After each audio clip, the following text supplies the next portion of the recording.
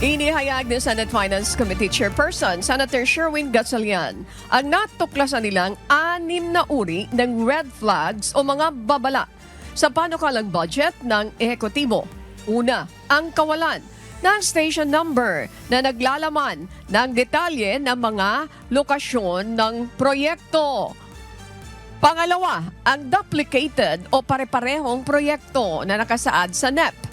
Pangatlo, isang proyekto na hinati sa 4 na phases o bahagi na pare-pareho rin ang halaga.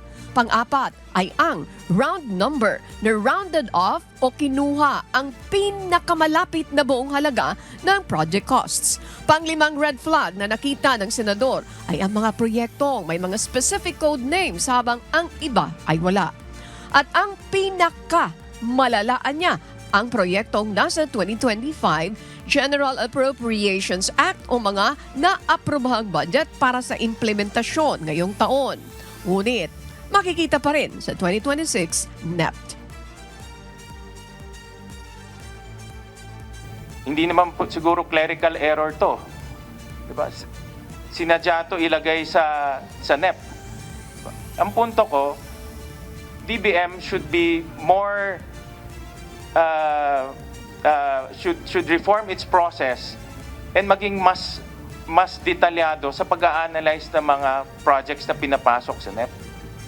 Ang nangyayari kasi, dinadala dito na lumalampas sa scrutiny ninyo.